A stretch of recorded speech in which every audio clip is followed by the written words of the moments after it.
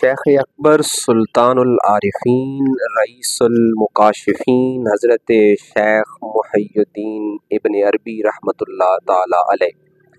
آپ کا نام نامی محمد بن علی بن محمد، لقب محی الدین اور کنیت ابو عبداللہ ہے۔ بعض کتابوں میں کنیت ابو بکر بیان کی گئی ہے۔ آپ کا تعلق عرب کے مشہور قبیلے بنو طے سے تھا۔ سلسلہ نسب مشہور سخی حاتم طائی سے ملتا ہے، اس لیے آپ کو حاتمی اور طائی بھی کہا جاتا ہے۔ آپ بروز پیر رات 17 رمضان المبارک 560 ہجری بمطابق 28 جون 1165 عیسوی اندلس کے شہر مرسیہ میں پیدا ہوئے۔ آپ کو ابن افلاطون اور ابن سراقہ کی کنیت سے بھی یاد کیا جاتا رہا ہے، مگر جس کنیت سے عالمگیر شہرت ملی وہ ابن عربی کی کنیت ہے۔ مغرب میں آپ کو ابن العربی اور مشرق میں ابن عربی الف لام کے بغیر کا نام دیا جاتا رہا۔ ابن عربی کی کنیت غالباً اس وجہ سے اختیار کی گئی تاکہ شیخ ابو بکر محمد بن عبداللہ ابن العربی اندلسی متوفی 543 ہجری سے اشتباہ نہ ہو۔ ابن عربی کی کنیت کے ساتھ ساتھ دوسرے جس لقب سے آپ کو شہرت ملی وہ شیخ اکبر کا لقب ہے۔ بقول ڈاکٹر محسن جہانگیری، بلا شبہ یہ لقب اپنی تمام تر معنویت اور شکوہ کے ساتھ ان کو زیبا ہے۔ کہا جاتا ہے کہ یہ لقب آپ کے استاذ ابو مدین غوث تلمسانی رحمۃ اللہ علیہ نے آپ کو دیا تھا۔ بحث یہ نہیں کہ یہ لقب کس نے دیا، اور واقعہ یہ ہے کہ زبان خلق نقارہ خدا کے مطابق یہ لقب آپ کو قدرت کی طرف سے عطا ہوا ہے، اور عوام و خواص کی زبان پر اس طرح جاری ہوا کہ شیخ اکبر کا لفظ سنتے ہی ذہن فوراً ابن عربی رحمۃ اللہ تعالی علیہ کی طرف منتقل ہو جاتا ہے۔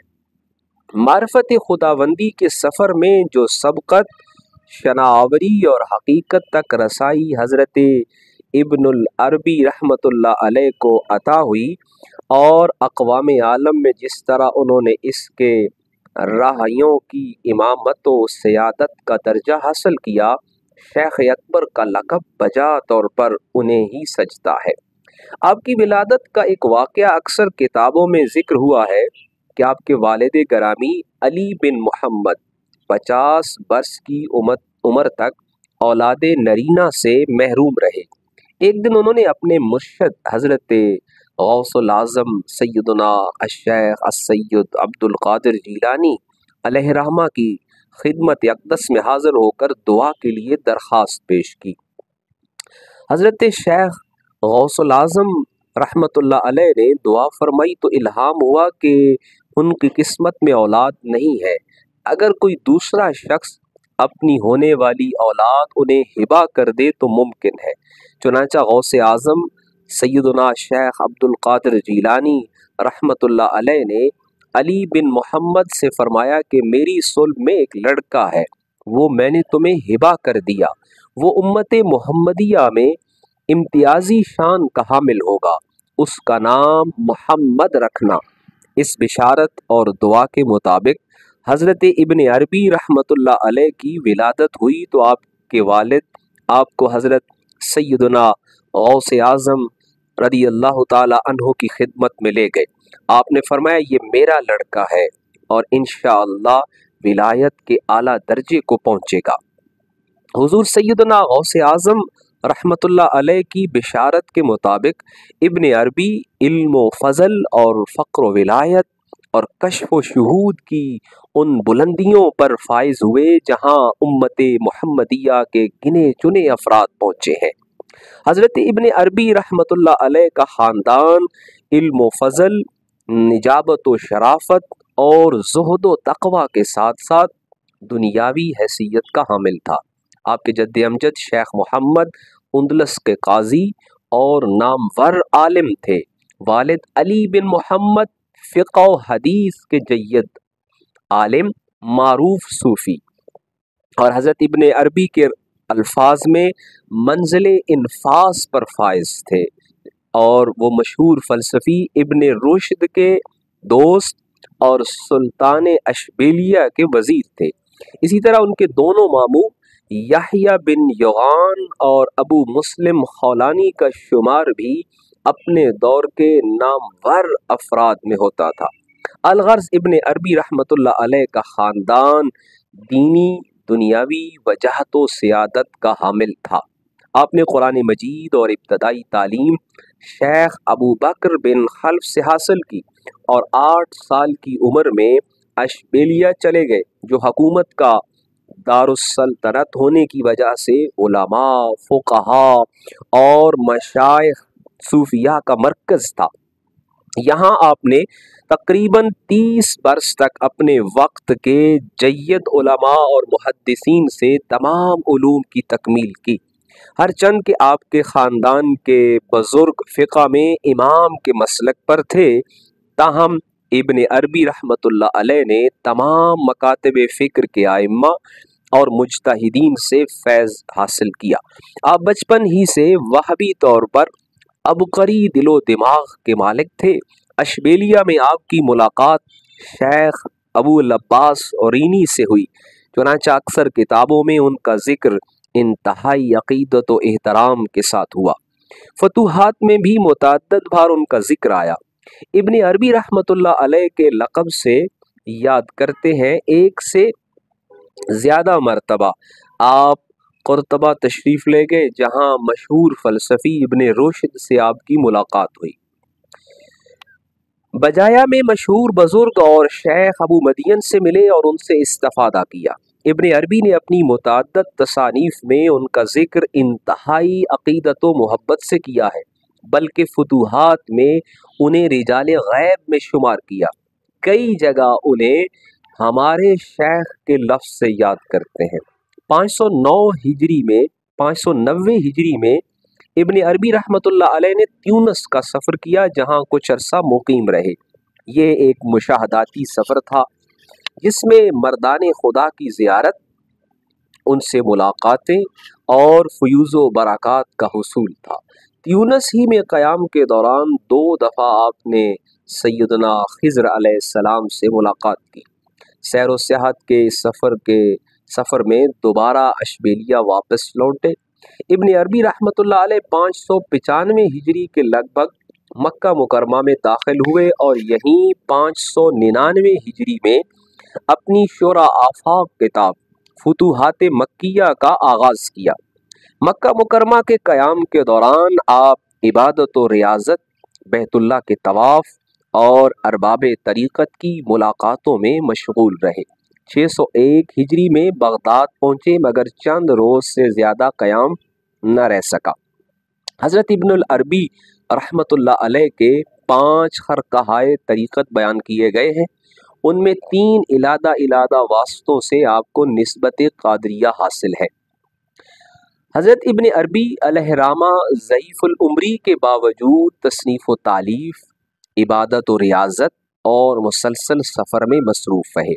امام عبد الوہاب شورانی نے ابن عربی رحمۃ اللہ علیہ کی تصانیف 400 کے قریب بیان کی ہیں، جبکہ جامی نے ان کی تعداد 500 سے بھی زیادہ بڑھ کر بتائی ہے۔ ڈاکٹر محسن جہانگیری، ایک معروف محقق، نے یہ تعداد 5 سے 1100 کے درمیان بیان کی ہے اور باقاعدہ 511 کتابوں کی فہرست دی ہے۔ آپ کا انتقال 80 برس کی عمر میں دمشق میں ہوا۔ اس وقت آپ کے اعزاء و اقرباء اور مرید و معتقدین کی خاصی تعداد موجود تھی۔ آپ کا انتقال 28 ربیع الاول 638 ہجری جمعہ کی رات ہوا۔ عیسوی سن کے حساب سے یہ 16 نومبر 1240 عیسوی کی تاریخ تھی۔ آپ کو شہر کے شمال میں کوہ قاسیون کے دامن میں ایک بستی صالحیہ کے مقام پر قاضی محی الدین کے پہلو میں دفن کیا گیا۔